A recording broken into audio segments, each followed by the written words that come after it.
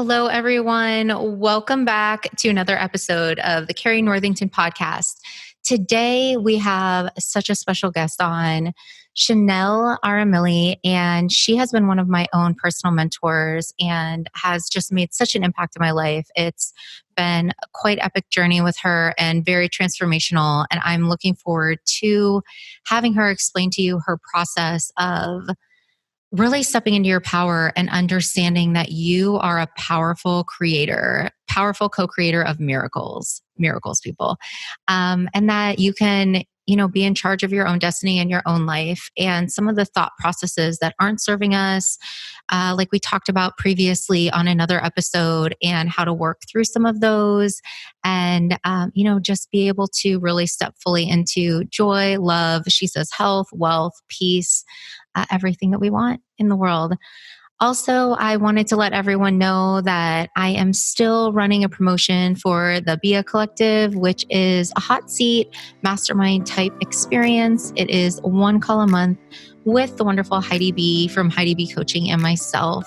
We still have spaces available, so reach out to carrienorthington.com or carrienorthingtonfitness.com. You can get a hold of me at either site. And here we are. We'll talk with Shenal.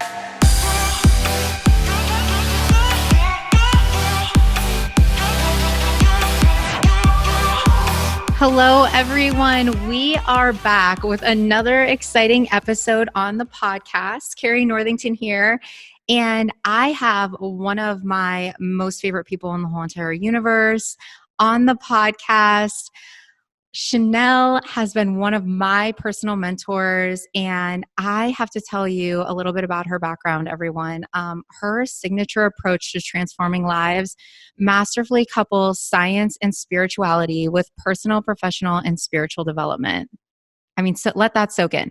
Her approach converges the science of physiology, neuroscience, psychology, and quantum physics. So all of you who are science-based and think that maybe some of this is woo-woo, we have the science here to, back this up. And it creates quantum leaps in transforming lives. As a transformational consultant, manifestation mentor, entrepreneur, author, speaker, trainer, and workshop facilitator in life transformation, Shenal works with clients globally, transforming lives by teaching powerful techniques to co-create miracles. Her spiritual depth and intuition facilitate the process of awakening those who are ready to step back into their power to create and live the abundant life, peace, joy, love, health, and wealth. She stands to believe that anything is possible. Shenal has a list of credentials. She's graduated from the University of California at Berkeley with a bachelor's degree in physiology and received her master's in physical therapy. She's practiced for years clinically and climbed the corporate ladder in hospital management and admin as the director of clinical services. Her personal journey of awakening, healing, and life transformation, coupled with her extensive postgraduate training, are the cornerstones of her work. She's a thought leader and visionary, pushing the envelope for change and leading individuals to activate their full potential. And before I turn it to you, Shenal, I have to say that you have been such a key in my life to not just survive, but to thrive. And that has been so powerful for me. I am so grateful, and I cannot wait to do this conversation with you. Welcome. Well, thank you, Carrie. What a lovely introduction from an incredibly beautiful soul and an incredibly beautiful human being. And I think why we both connect so well is we share a common vision, and I feel it. I've known it since the moment I connected with you. You have such a deep passion to transform lives yourself, and you're doing it, and we're doing it, and together it feels that much more exciting. So thank you for inviting me to the podcast. Oh, of course. And isn't that true? It's like more people with the same vision. You just feel this power. And I love our topic today, co-creating miracles, because that is a massive word. And when we first spoke about this topic on one of our coaching calls, and you helped me get my power back and believe that I had the ability to make things happen for me that I believed. And one moment that stands out, I just want to give this specific example, to me was I was having doubts about something that I really, really wanted existing. And you said to me, if you can believe it, it exists. If you can think that it's true, it exists. And I have to tell you, that has stuck with me. And I get goosebumps when I think of it because it really is true. And a lot of times I think we sell ourselves short. So I want to turn it to you about that. Like, how was there an aha moment for you too that was, oh my goodness, I can step into my power? And what really does co creating miracles kind of mean? Yeah, absolutely. So what does it mean to step into my power? I have this very passionate approach to wanting to help people before they hit rock bottom. I had to hit rock bottom. I had to receive a diagnosis of cancer uh, to wake me up and to really help me to see that life needs to be different. Um, and so it was that kind of awakening that I believe doesn't need to happen for everybody. And it is absolutely part of my mission to be able to work with people so that they don't have to hit rock bottom. And if they have, whether it's in love, whether it's in money, whether it's with health, any of those things that we call rock bottom, the challenges, if we could just realize that they are absolutely the gateway to our greatness, if we have the courage to step through that and to change our lives. So for me, that's what woke me up. I mean, I needed to wake up. It wasn't really a choice at that moment. Well, it was a choice, but I really wanted to be here. I've been married for almost 27 years now to an amazing man that I didn't want to leave. I have two incredibly beautiful young adult children, a son and a daughter who I adore, and I have a passion and a purpose, and I needed to find all of that inside of me. And so it's been a long journey. Yeah, do you feel like with the diagnosis, when you say like, I knew that I needed to, that was my wake up call. I'm sure it was intimidating and scary and all of those things, but what were you feeling like life was like for you before that? Like, what did you feel you needed to kind of wake up from? What a great question, Carrie. Uh, I wish I was more awakened to notice how asleep I was. Uh, I love this. I I didn't even realize how asleep I was because I thought life was the way it was supposed to be. I was married, I had two beautiful children, I was educated, had businesses or careers, I had everything that looked good. But I wasn't happy inside, and I didn't even really realize it. It was a loss of a mother, and then some years later, a loss of a father, and then my diagnosis. So a lot of things happened, and I ended up staying on a hamster wheel for a long time. And it is part of my mission to help people to get off of that hamster wheel or never to even get on it. So I see people like yourself, just younger and younger and younger. And I work with literally fetuses, children, young adults. I mean, the whole I spectrum. love this. People are waking up sooner, faster. And I don't believe we have to hit rock bottom, but if we have, it's just an opportunity. And Hmm. it doesn't mean it's always easy, but Right. it's So possible. when you felt like you didn't realize how asleep you were, did you just kind of feel like on autopilot, It just was sort of going through the motions kind of thing? Because I absolutely. can relate to that on so many levels. And I often wonder if this is sort of a passed down thing because it's all that I know I knew. My parents had, it was the end game was really having a family and having a career and working for the same place for as much time as possible, and there was something behind consistency and stable paychecks that made entrepreneurship or pursuing your passion or your dreams less desirable and less supported by others. And it was kind of like the same day every day, over and over and over. And I remember when I was finishing up college and I was going to look for a job, I could not see myself working anywhere. And I sort of started panicking with that because I'd always been studious and, getting really great grades. And a lot of my family was waiting to see what I was going to do. And I didn't really know how to break it to them. Like, I can't see it. I don't see this. And it's funny because I've always seen things. Like, I knew I was going to have a boy. I just would have a feeling of what was going to happen for me in the future, but I couldn't envision just the same job for this long. I felt like something else was out there. So did you ever get that feeling when you brought it up as sleeping, but you were awake? Did you have, and you kind of coined it like, I didn't realize I was unhappy. Did you have any feelings of this or any tugs before the rock bottom? And I kind of put air quotes, Yes. the rock bottom moment. I think there were plenty, Carrie, of signs, but I think, like you said, we get so conditioned from how we were raised, what society expects as normal.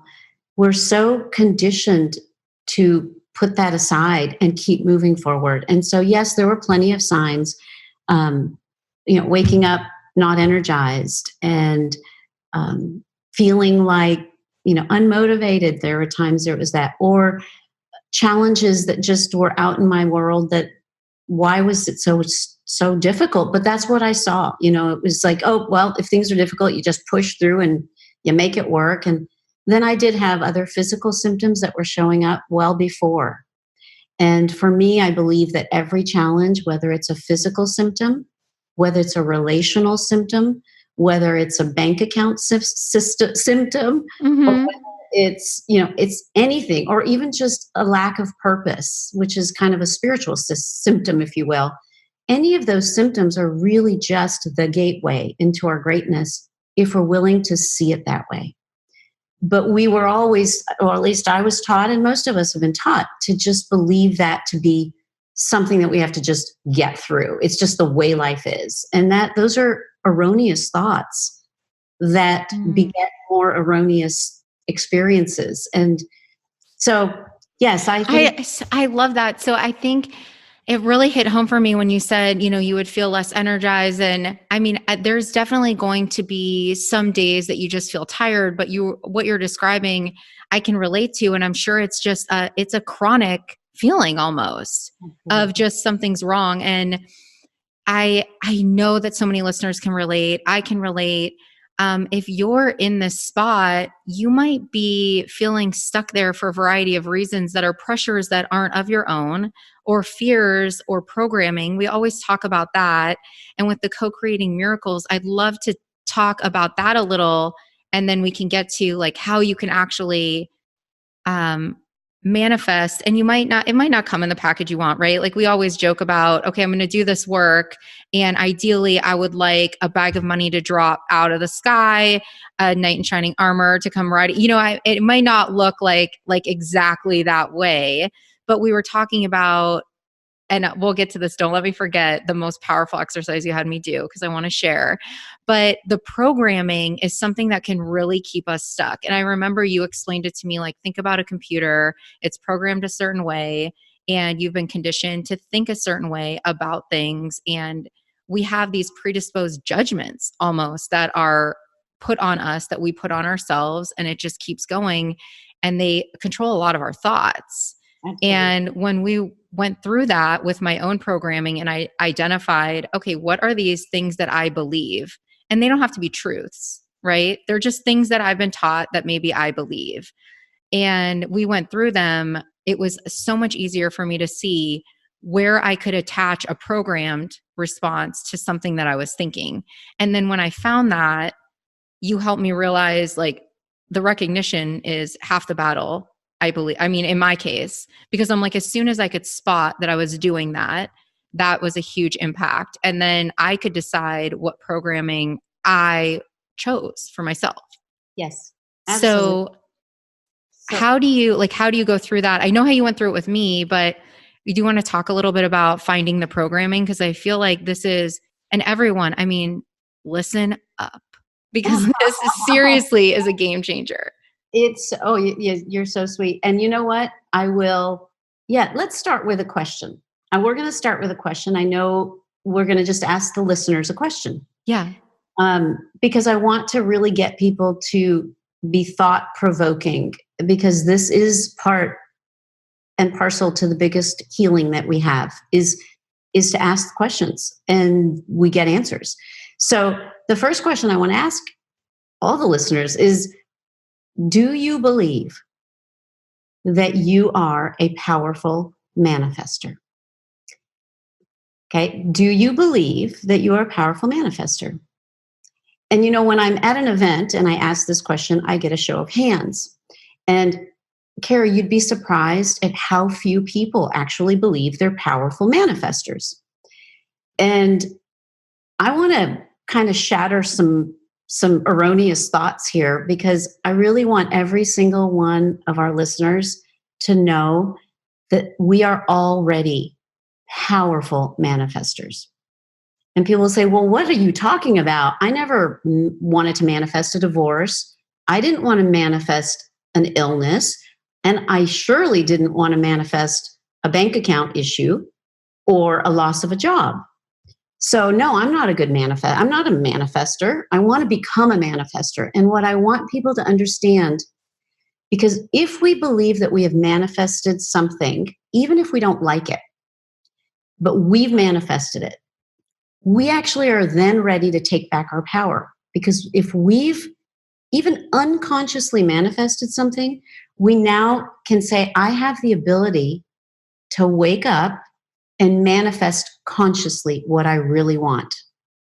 So first, it's just acknowledging that the life we have today, even if it doesn't look great, an illness, lack of money, lack of love in the relationship, whatever it is, if we're not pleased with what we have, but we can accept that our inner reality is what's created our outer reality, we now can actually step into an empowered state. When we believe that something has happened to us, well, I didn't manifest a divorce, that somebody else did it to me. I didn't manifest lack, that happened to me. We are going to remain victims. We are going to remain powerless, and we are going to remain lost about what it is that we can do. But if we can realize that in order to become not just a manifester, which all of us are, our reality today is something that has been created from within us. Some of what's within us, a lot of what's within us, which is what you're talking about, which you already brought to the surface, is not always ours. It was brought from our past. It's from our ancestral patterning. It's from society. It's what we've been taught. It's been given to us like the ABCs, almost memorized, to the point where we believe it to be true. As in, marriage is tough. I'll never be happy. Well, sometimes we've manifested what our ancestors have manifested for themselves. And until we wake up and realize that, wait, I don't have to energetically hold that imprint anymore. And that reality that I've created unconsciously has come from within me, even if it was imprinted from our ancestors and from our past, from traumas, whatever it might have been. The first step in becoming an intentional, powerful manifester of the life that we dream is to accept full responsibility. I love that. Because we're already manifesting this reality. It just doesn't look like what we want. And I love that. So my biggest thing was accepting responsibility, because I have to tell you, I used to be like, all of these things are happening to me. And it left me in a state of, I remember in college, I probably had just graduated undergrad, and it was a state of, I coined it, of impending doom. I felt like very fearful, because no matter what, something bad was going to happen to me in my mind. That was, my programming, and I did not assume any responsibility for things. It was like things are one-sided. I can't see how I played a part, and doing a lot of this work, or it was the avoidance thing. Something bad happened, maybe in a relationship, in a friendship. And instead of leaning in and feeling my feelings, like, is this making me sad? Is this making me angry? Why? Why is it making me feel this way? And focusing less on that it was personal about me and what can this teach me? You're stuck in this bizarre, never dealing with anything, shoving everything under the carpet.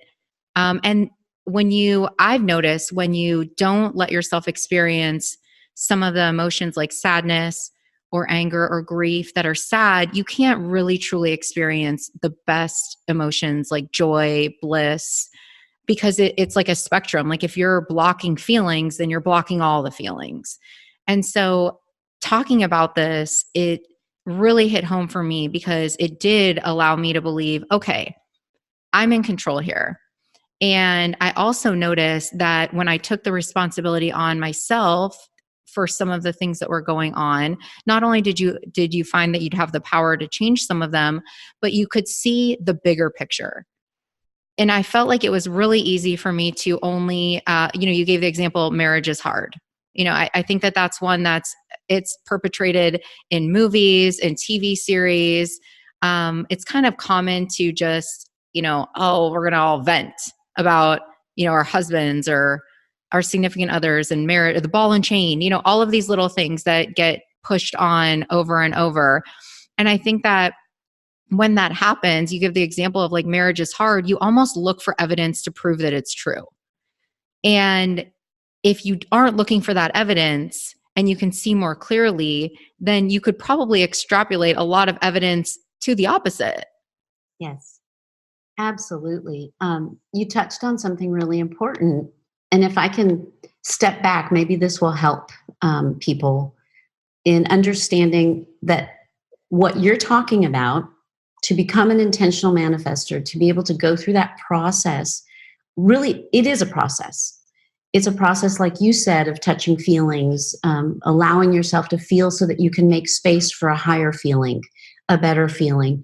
And I'm going to just step back. I've over a decade now that I've been doing this work, from personal experience and thousands of professional clients that I've worked with, I've come to really distill down a process that I didn't understand how to put it all together. Like I knew what was working, and I've really come to a simplified 3-step process.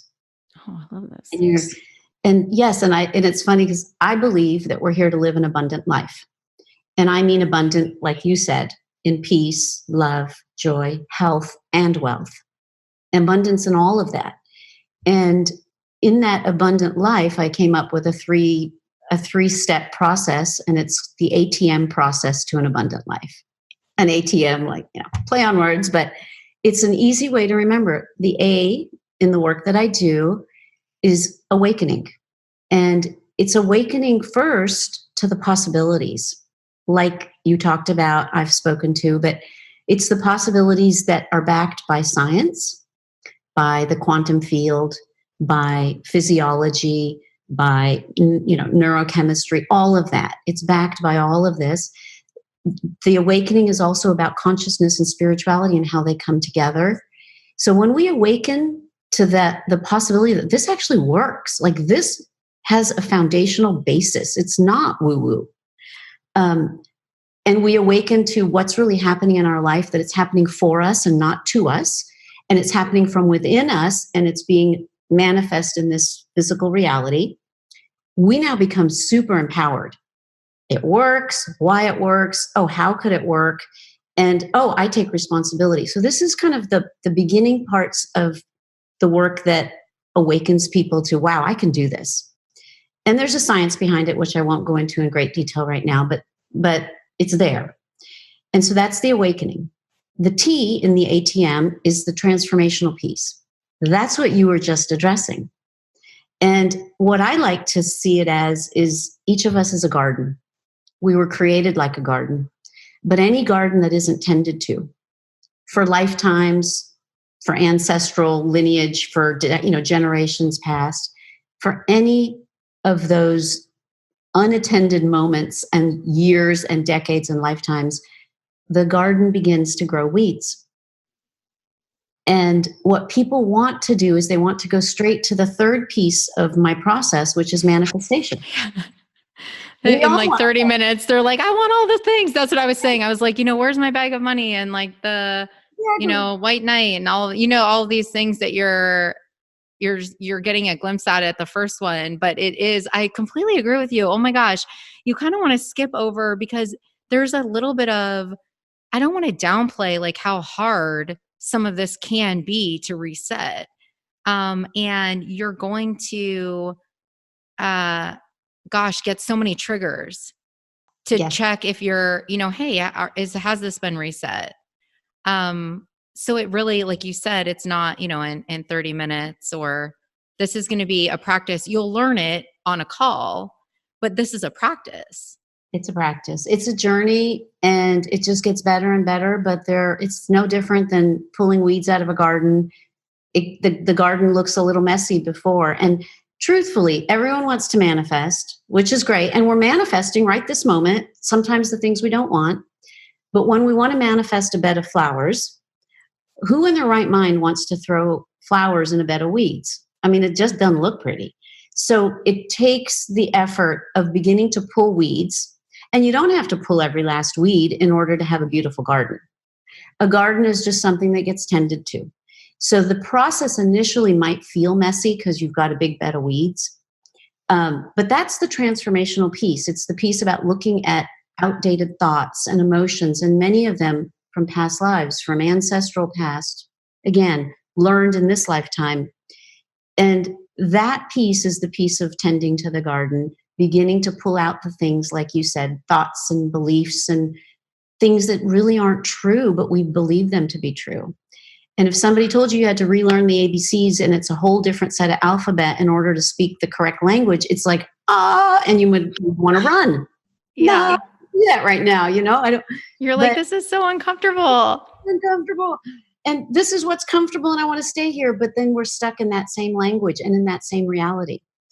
And so to change that reality, we do have to go do some introspect. But that's where the power lies. That's not the I have to do this. It's the power. And that's the part that is so cool, because when you start going through all of that, you really do catch yourself. And then over time, I noticed that it feels uncomfortable now for me to think some of my old programming. Yes. And so now it's the reverse, where I'm like, oh, this is something doesn't feel right. And I'm like, oh, it's because I'm starting to think like that, or I'm not believing something to be true. And kind of the running thing in my house now with my son is just, we believe in magic. We believe in magic. And that's kind of like, I haven't really gotten into huge, deep conversations with him about being a powerful co-creator and manifesting, but I just want him to believe that anything that he can imagine can exist. And it's neat when you start thinking about these things and you go through it and you pass it on to the younger ones. And then you're changing this generational lineage that had potentially been something else for so long. And you really feel like this is going to make a huge impact. Well said. And I mean, it gives me goosebumps. And when you even ask the question, you're like, I'm going to ask listeners, do you believe that you are a powerful manifester? I got goosebumps. And I truly believe in energetic fields, obviously, because they exist and we know that scientifically. But the more in tune that I've been, I feel what's true. And it's really cool to be alert to that. And it's like all of our, inner guides, your intuition, higher power, whatever that might look like for you. But as humans, we have that. We have that. And all of our answers, the coolest thing, and with the fitness coaching that kind of has turned into a lot more than that. And, just people's space in this world, like how happy are you, right? Because it can feel like you're just putting a Band-Aid on a bullet wound if you don't dive into these things. Like you said, it's sort of like maybe spray painting the garden or like putting like some cute little decorations in it, but you're not really doing what needs to be done to heal yourself and the really big problems. So all of those things have changed what I've kind of what the topic of the conversation is about. And from there, you can see everyone's happier. And I think, and I don't want to speak for you, but when you hear like health, wealth, all of these things, now that's not to say that you're never going to, catch a cold, or, your wealth might look a million different ways. It might not be millions of dollars. It might be that you're teaching the next generation how to love, how to feel joy, how to have great relationships, how to pursue their dreams, whatever that might look like. And that's wealth too. It So is. sometimes I think, even the programming around some of those words are interesting. So if you don't mind, I have got to say the exercise that you had me do, that has been basically the most powerful exercise I've ever done. And I don't even know if you'll remember what it is. Are you ready? I know. Yes. I know. Everyone listen close to this too. So when we were talking about relationships, you told me, okay, Carrie, I want you to make a list of like everything that you would want in your relationship, like in a person that you're with, like make a list of every last thing. And at first I was like, "Ooh, this sounds like a little greedy." And you were like, "No, write everything everything down that you could ever think of."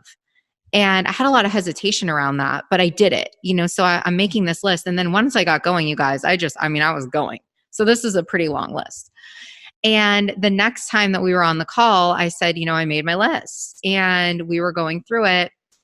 And you said to me, "Okay, every day I want you to be everything on that list." You guys, I almost passed out, okay? Because talk about taking full responsibility. So I'm looking at my list and I'm like, whoa, I could do better at a lot of these things.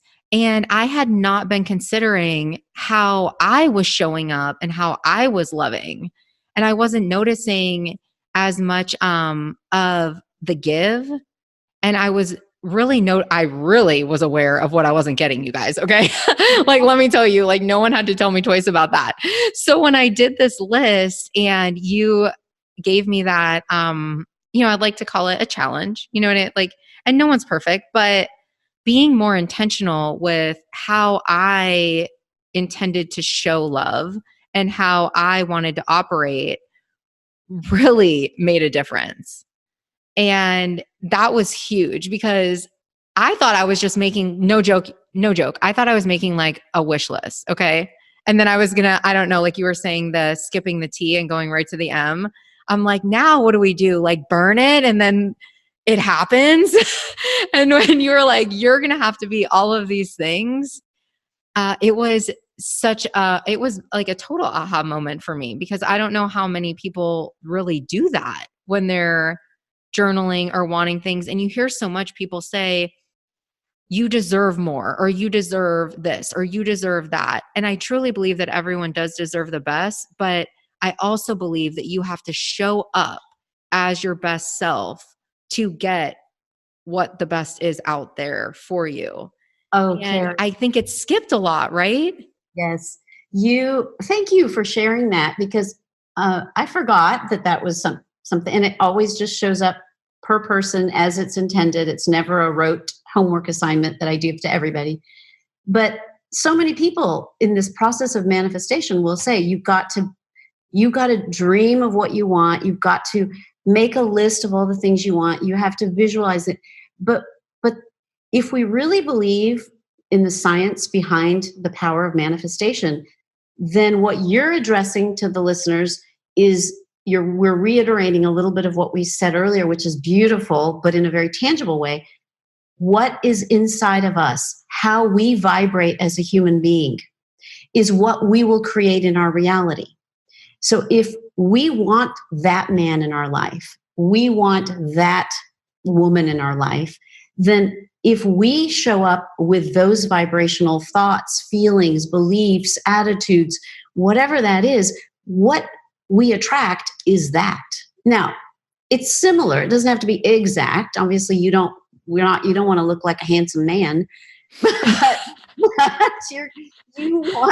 you want beauty to shine. You want that person to feel confident about who they are. And so we have to be confident about who we are. So it's a mirror. We create a mirror, but we have to be the mirror first.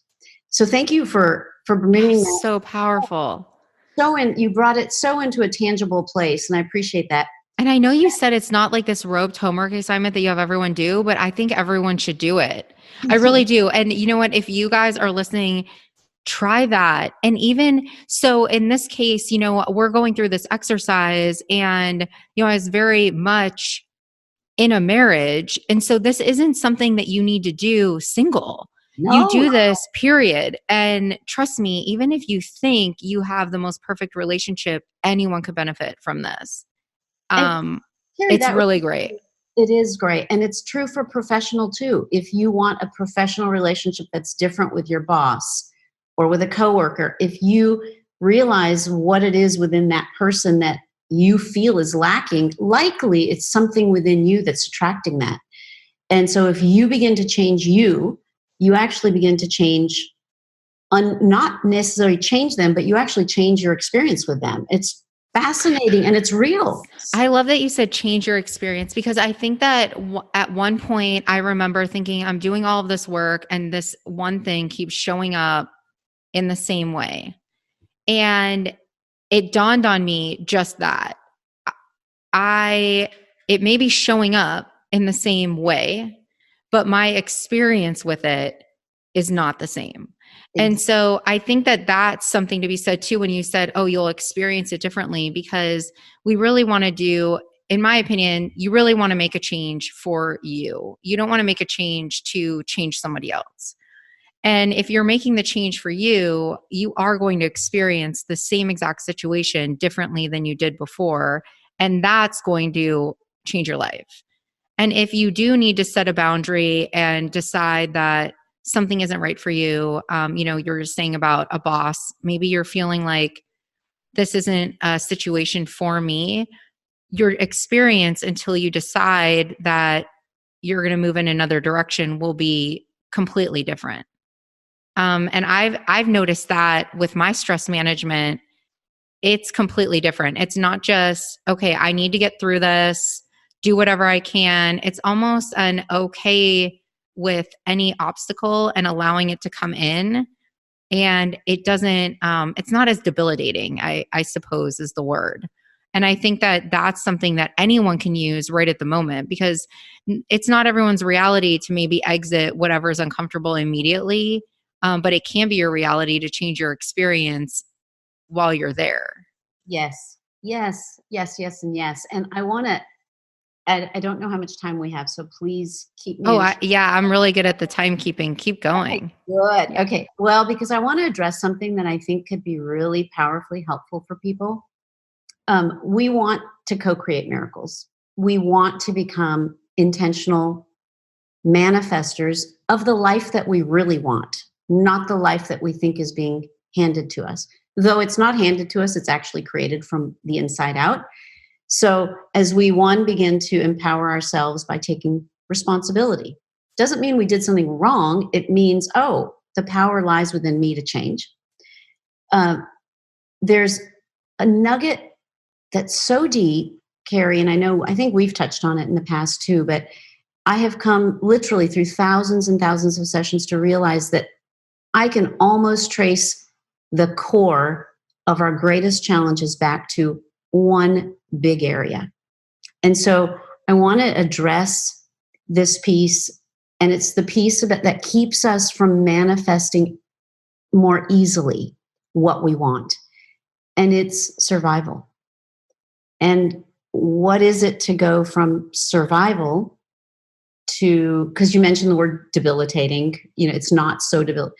I want to really kind of hone in on this concept of why are we so challenged with manifestation? One, we already addressed that if we're trying to plant flowers, which is our manifestation of the good life, the great life, in a bed of weeds, there's competition for soil and nutrients. It just doesn't look as great. It's just a cluster. It's a mess. Yeah. And so it doesn't really work well. And which is why people say, but I've been doing positive affirmations and I've been doing positive affirmations. I say, I love positive affirmations. I love positive thoughts and I love positive emotions. But like you said, if we don't change the vibration of what lives inside, the lower vibrational thoughts and emotions, and we don't begin to unearth those, we don't really have space for all the great stuff.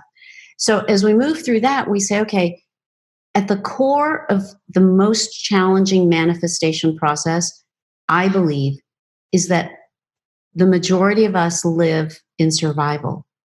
And I want everyone to really pay attention to this. Survival is living under threat, danger. And when we're in survival, I want everyone to really think about this.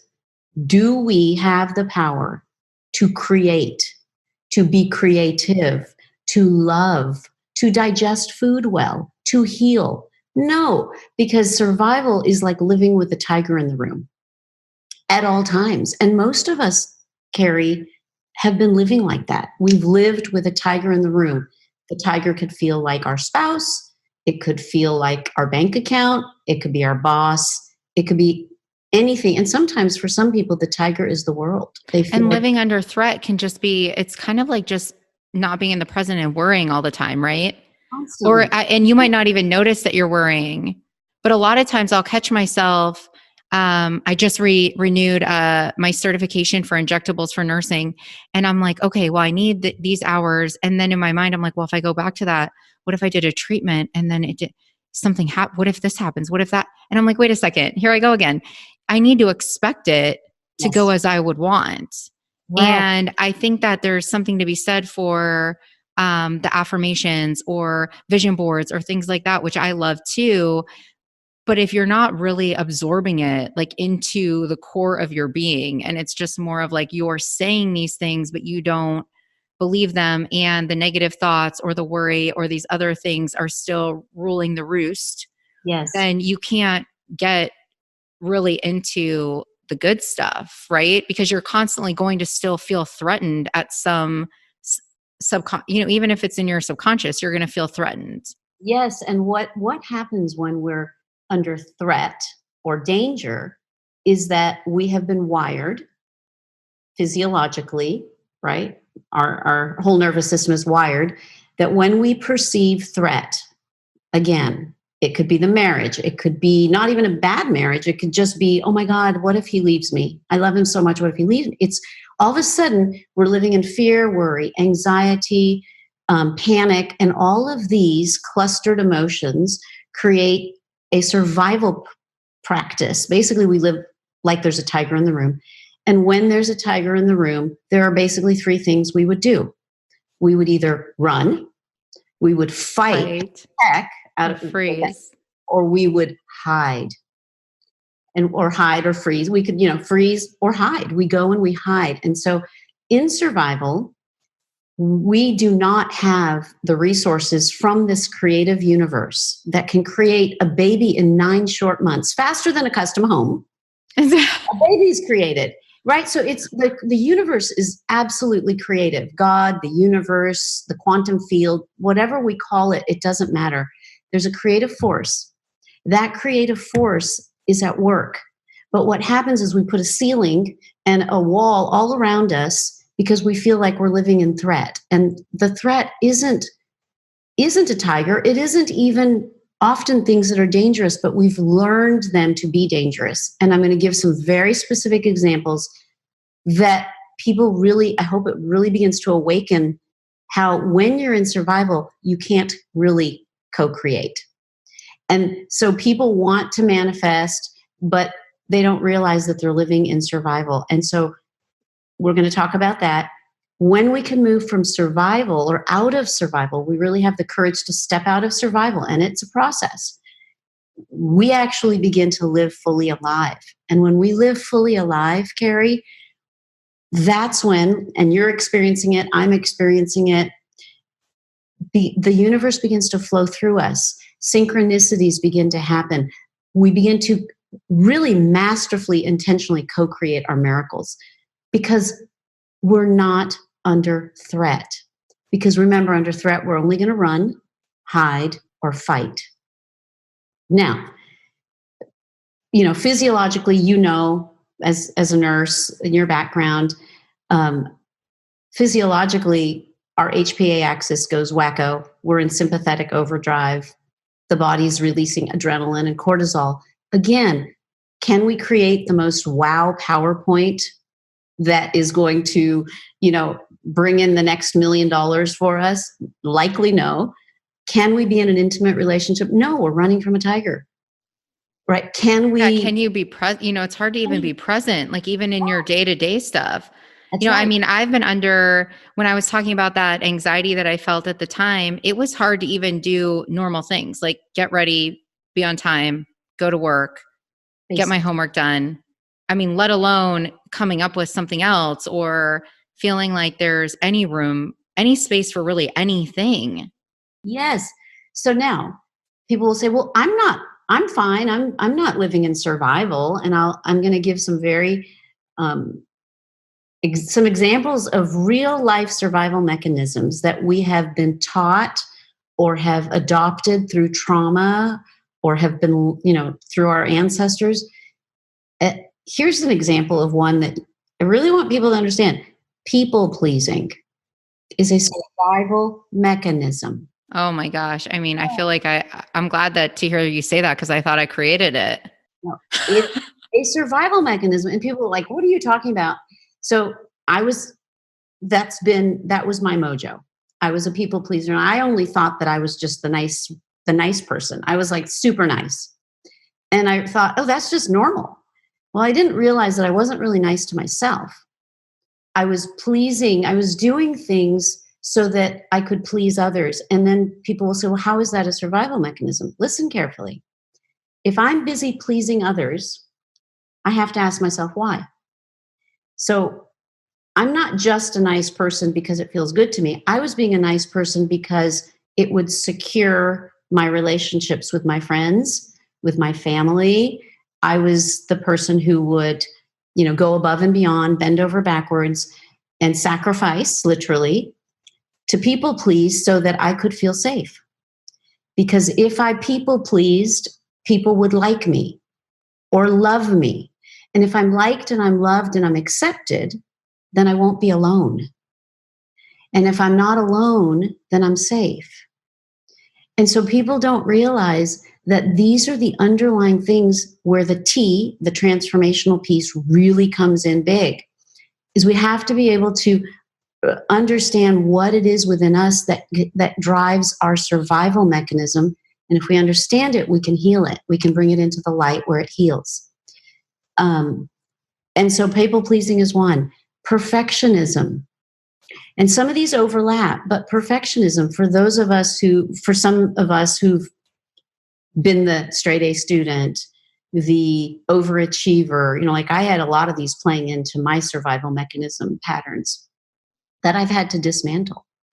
And so perfectionism is another one. Whether it's I have to look perfect so that people will like me and love me and accept me so I won't be alone, then I'll be safe. Because if I'm safe, I'm not going to be in danger.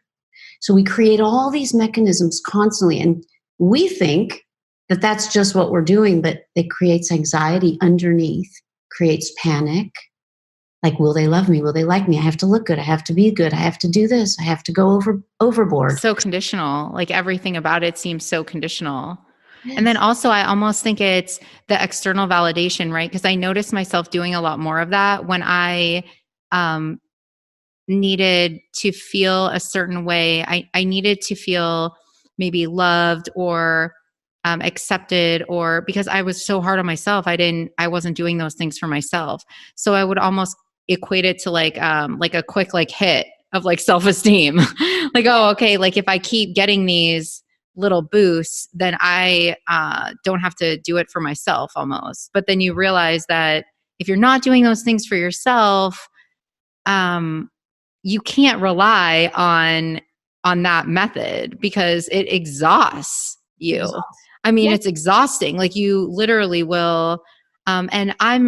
So I feel like I went through the same thing, and I love that you brought this up. And then I had a problem resetting the boundary. And then it almost turned into, and I see this a lot right now in today's world with this, when you say yes, then you're saying no to yourself. And this whole new like pro-selfish mentality. And I think that the boundary can go kind of to the opposite spectrum But in all honesty, it's like, it's still okay to carve time out for these relationships because you want to forge good relationships and powerful relationships.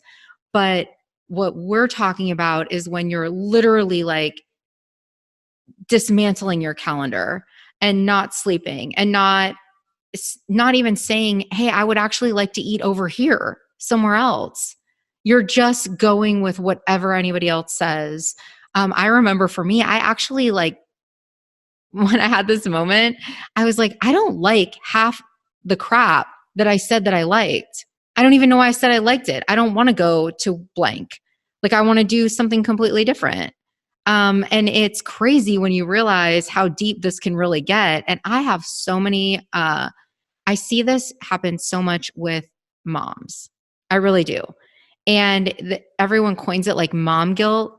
And I do think that having a child is maybe the awakening that, if you're open to receiving it, is the awakening we need, because there's nothing that will make you feel more selfish than taking care of yourself when you have a child, right? But when you think about it, it turns into this whole, like, you're looking for the external validation and then you leave a lot missing for yourself.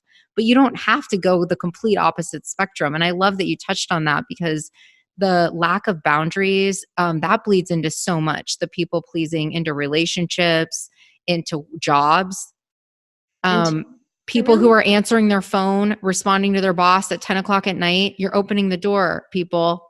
You're opening the door like that.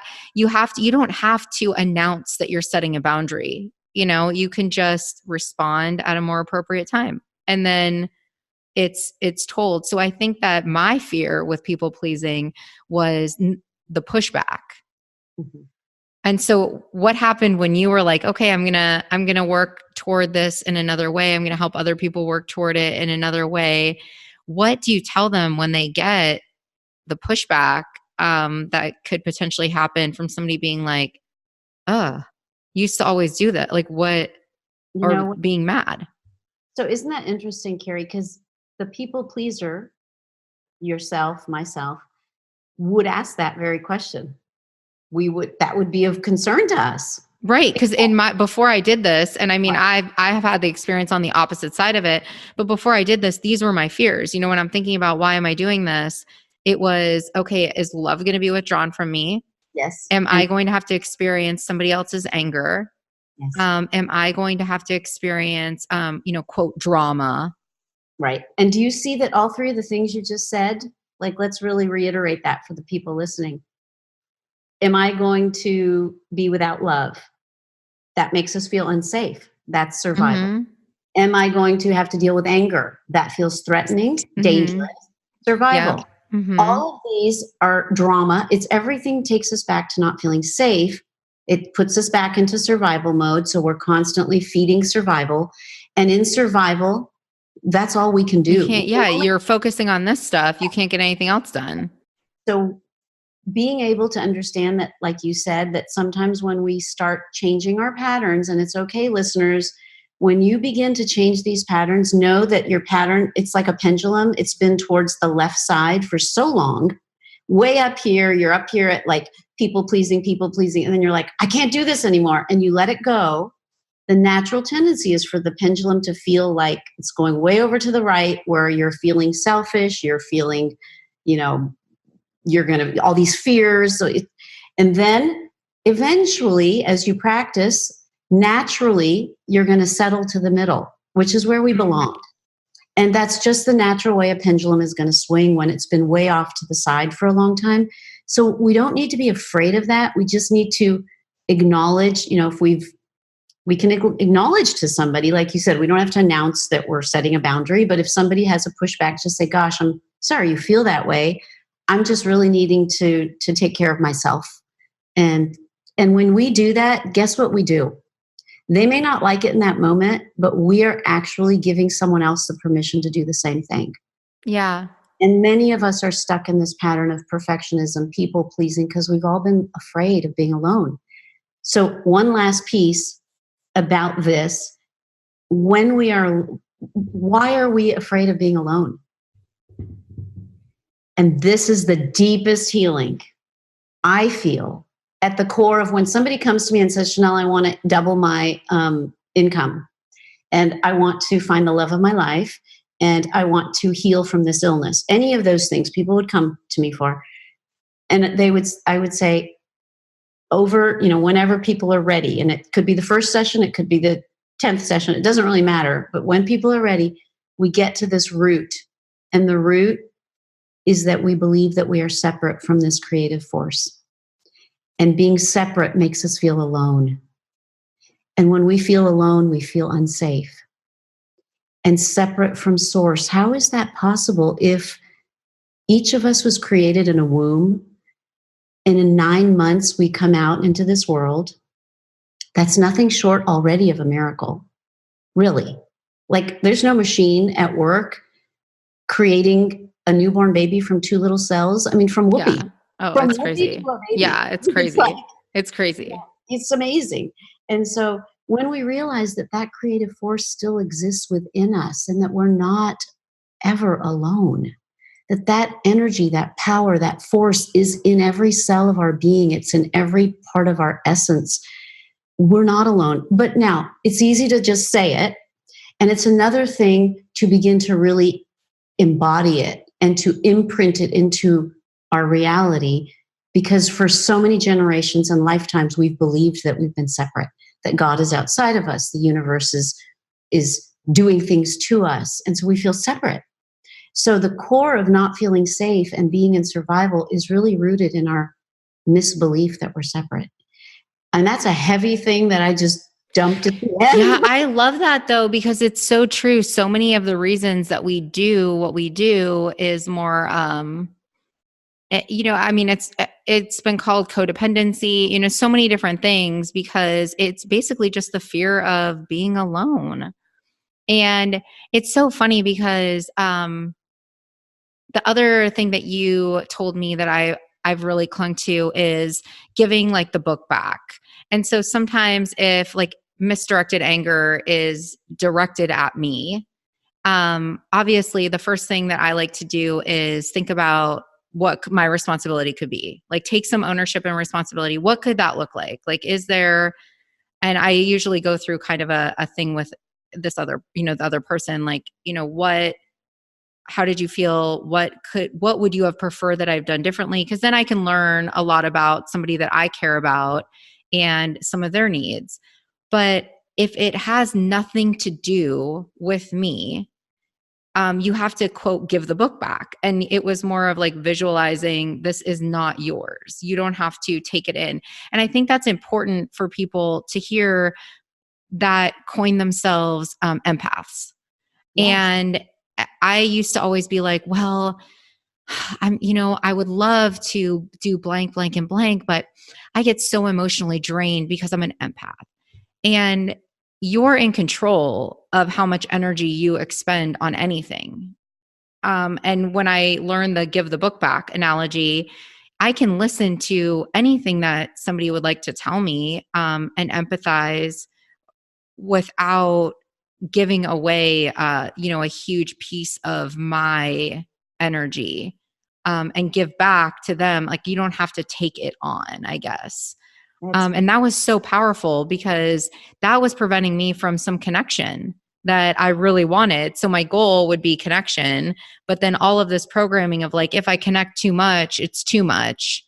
And then I'm going to be, wiped out. So connect, but don't connect. This is when you connect, but then and it was really getting exhausting, even deciding when to be open to it. And when I relaxed into it more and just went with it, and didn't really like take on as much, you can really do anything you'd want to do and talk to anyone and hear anything. And it doesn't have to stay with you permanently. And that was huge for me. I think that a lot of people avoid social situations thinking they're going to be, quote, draining. Yes. But once you've coined them that, they're going to be exactly that. You're so correct. And wow, how amazing that you're actually real life implementing these really simple tools. I mean, everything you've talked about is stuff that sits within you. It's maybe a piece of paper, and then just practice. It's not like this work requires machines and running to appointments. It's really about all the tools that this creative universe has given to us. Oh, To yes, I don't even mean to interject, but when you said there's no tools, the number one thing that helped me start practicing this, everyone, is I stopped immediately going to someone for advice. And I sat with it.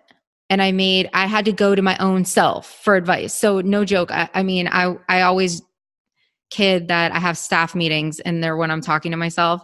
But, but if you sit with yourself, and there's a power in suggestion, and I've noticed it over and over again that even the best people to go to and talk to for a tip, it's best for me to sit with it on my own, deduce why I'm feeling a certain way on my own. And it gave me a lot of power because I'm like, wait, I can figure my own stuff out and I can figure out how I'm feeling.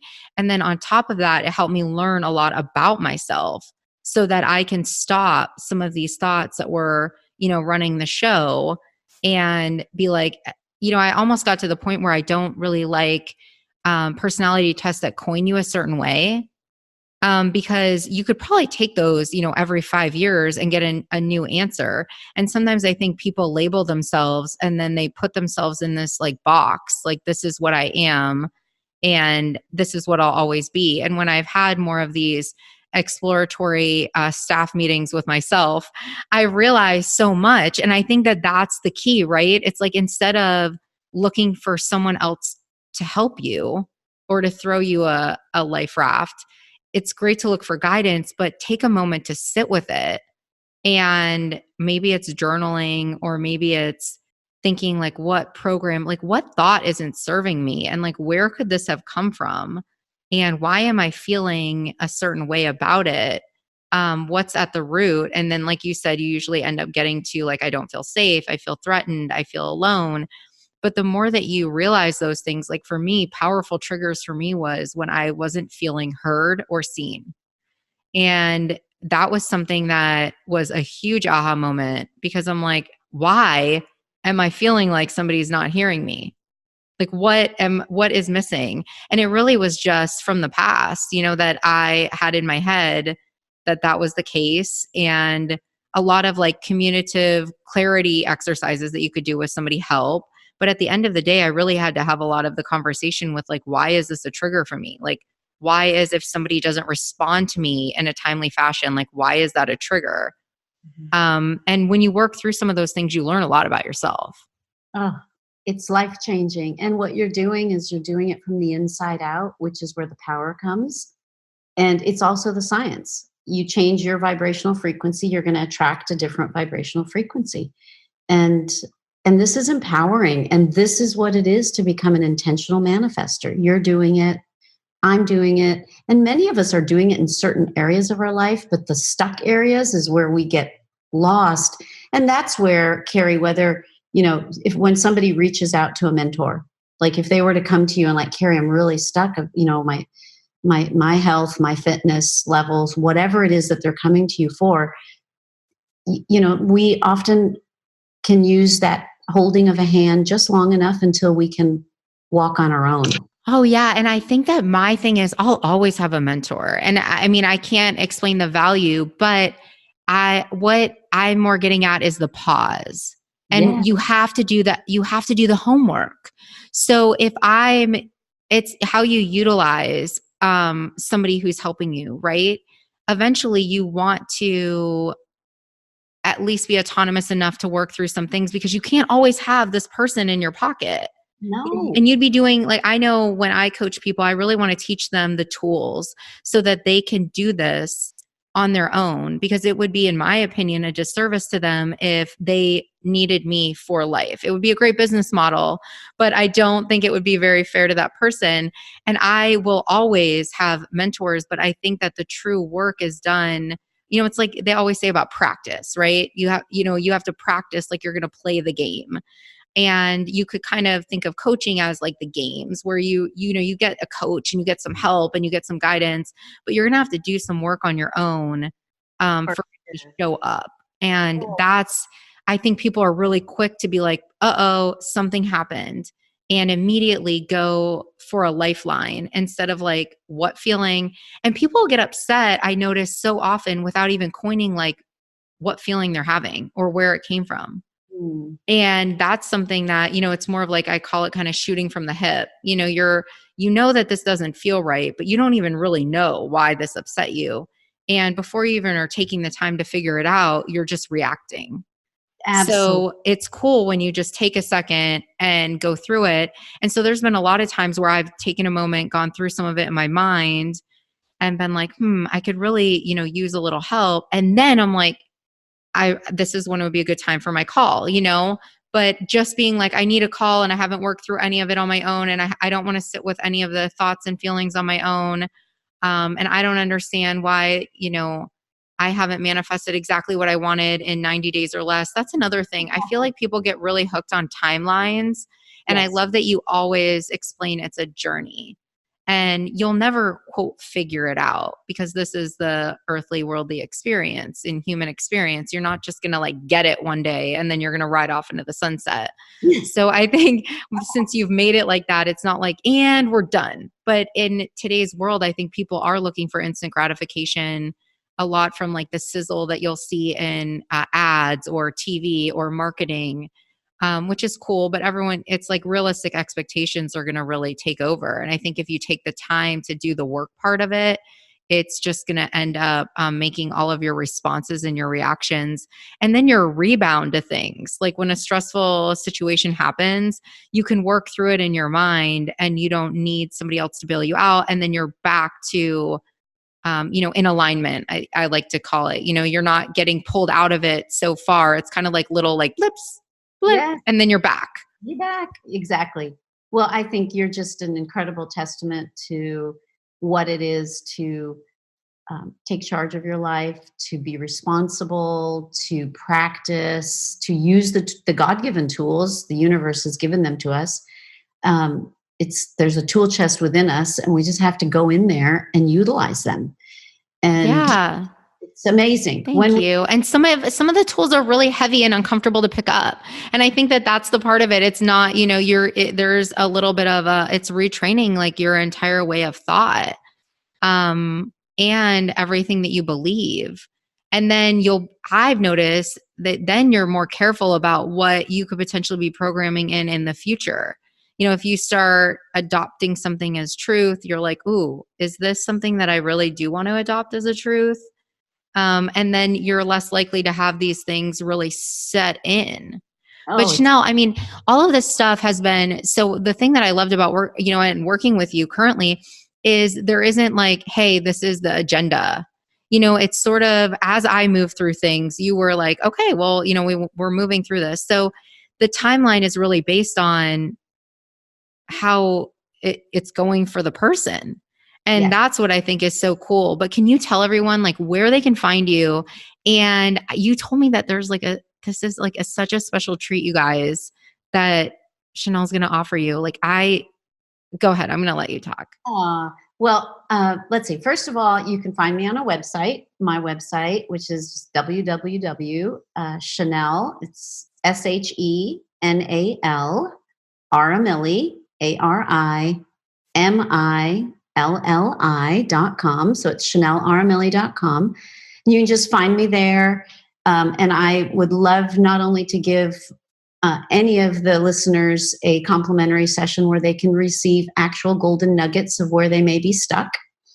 And if they mention that they kind of heard about me on your podcast, then I would absolutely honor an additional gift once we're on that first call together. So you guys, seriously, this is hundreds and hundreds and hundreds and hundreds and hundreds of dollars. I mean, this is, besides the value that you're going to get that's not tangible. I mean, this is you're saving an investment, and you're gifting your time. I mean, thank you so much, Shenal. This is so powerful. And everyone, I don't even know how to put this into words, but you need to take her up on this offer because it really is a game changer, especially if you're willing to receive and take a look within and be okay with digging this crap up that we all have, right? This isn't like this is everybody. We all acquire this. And I love that you said, it can be generational.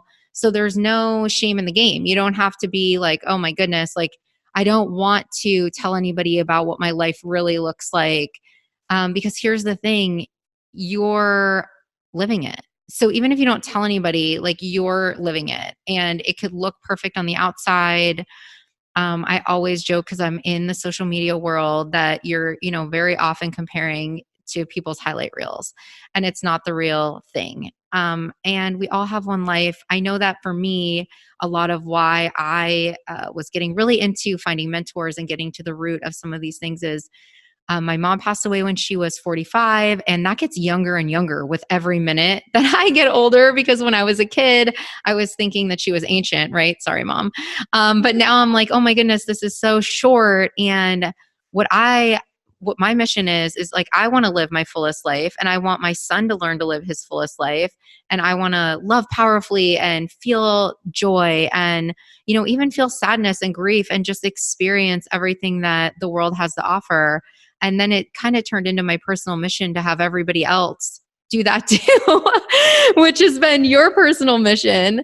And so take her up on this because it really can, and you work fast. So this can really unravel a lot for everybody. And Shenal, I love talking to you. Before we got on, like I really do. I feel like I'm about to get on a roller coaster whenever we talk because I get so excited because there's a grounding that just happens with these conversations and just a peace that kind of comes over me. And I'm just grateful for you and the fact that you exist and that I found you. And so thank you for being on and sharing. Thank you. And you know what? You didn't find me. We found each other and we became in an alignment. And so thank you as well for being in my life and for touching so many lives. You keep doing this great work and getting the word out there. And thank you to all the listeners for sticking through. It was a long one, and I really appreciate it because we hope that something changes in your life positively as a result of this. Oh, I love it. Yes. Okay. Thank you, Shenal. Bye-bye.